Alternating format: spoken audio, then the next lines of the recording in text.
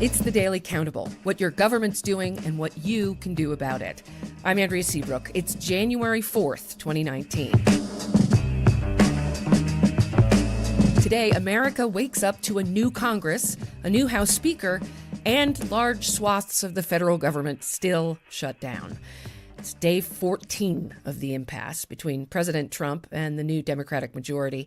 Late last night, Democrats brought to the House floor and passed legislation to end the shutdown and fund most of the federal government through the fiscal year. Hold your horses, though.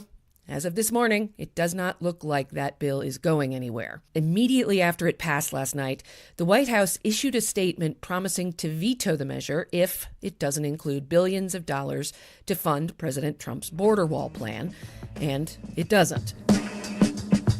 Of course, if you remember your Constitution, you know that before it could even be vetoed, it would have to pass the Senate.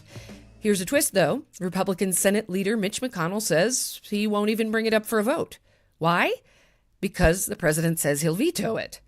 How's that for circular logic? It gets even weirder when you realize that the bill Democrats passed last night was actually written in the Senate and has broad support there.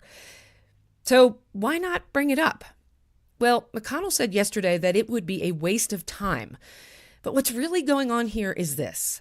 If the Congress were to, act on its own agenda and pass pragmatic compromise legislation, it would represent a direct challenge to the president and put him in a pretty bad political pickle.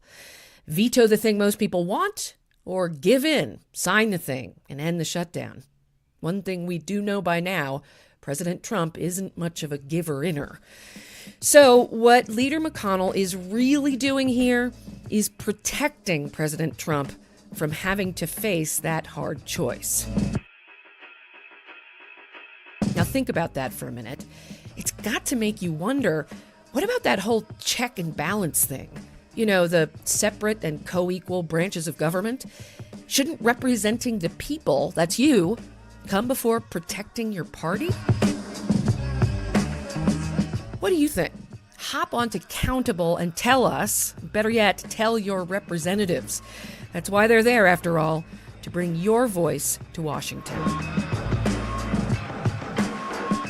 This podcast comes to you from Countable. What your government's doing and what you can do about it. I'm Andrea Seabrook. Talk to you Monday.